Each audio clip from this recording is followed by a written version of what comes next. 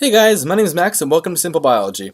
In this video we're going to finish talking about photosynthesis by describing a few of the various pathways that can alternatively be used when a plant wants to undergo photosynthesis. Many of these are adaptations to very arid environments, such as the desert, where the plant cannot get the proper amount of moisture. And so these are just different ways that the plants can account for that, which has an evolutionary basis. Now first we're going to talk about photorespiration.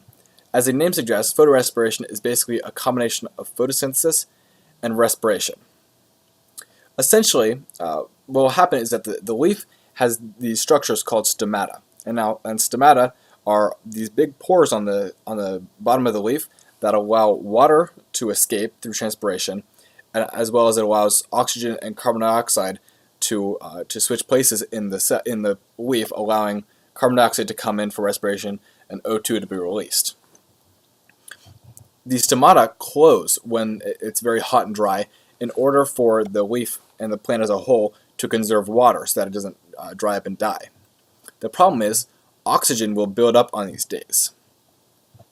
In photorespiration, there's very high concentrations of oxygen, and when these concentrations occur, oxygen can be used by rubisco instead of carbon dioxide. Now, if you think about it, the whole point of having rubisco is to attach a carbon onto the ribulose biphosphate to fix a carbon. When there's no carbon to fix, such as with an oxygen, there's no point of this rubisco, and so it's just wasting the cell's machinery. In fact, it's actually using ATP because ATP is used in the Calvin cycle. So you'd think that photorespiration is kind of counterintuitive. It's not very helpful. And it actually doesn't produce any carbohydrates either because it's not fixing any carbon. There are a couple different theories, two that we're going to discuss. One is that photorespiration actually does have no point. There is no reason that a plant should have photorespiration. It's just a leftover from a time early on in evolutionary history when there wasn't very much oxygen, and so there really wasn't any need to have a rubisco that could fix oxygen. Another theory is that photorespiration allows the plant to be protected from harmful light, and that's why photorespiration still occurs. That's why rubisco still fixes oxygen on hot, dry days. I have no opinion on which is true, but those are the two theories. There are a couple different methods that plants use in order to prevent photorespiration. The first we're going to talk about is our C4 plants.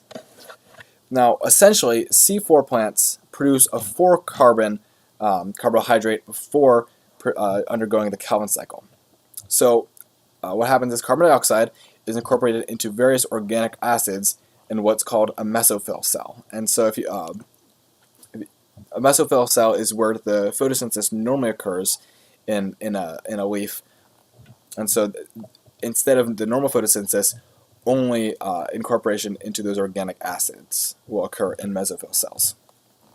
Later on, those organic acids will be shipped over into these bundle sheath cells, where the carbon dioxide will be released in a concentrated form.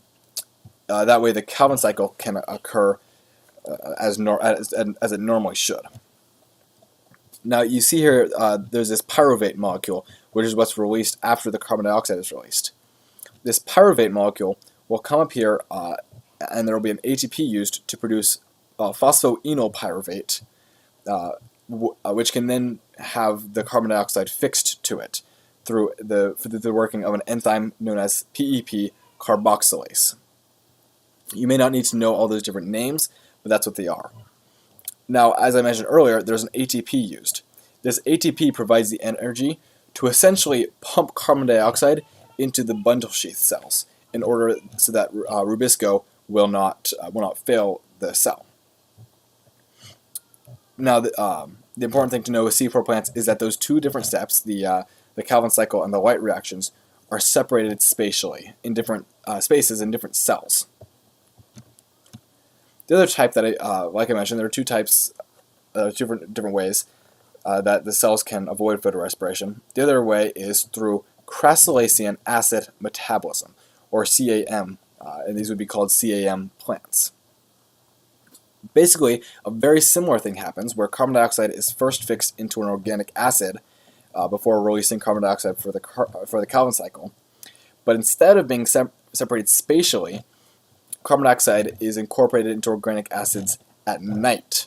So at nighttime, it's very cold, or it's relatively cold compared to the day, and so the cell can open up, or the leaf can open up those stomata a little bit more and allow the carbon dioxide in. Later on during the day, when it gets hot and dry, those stomata can close, and the organic acids will release the carbon dioxide, allowing photosynthesis to occur.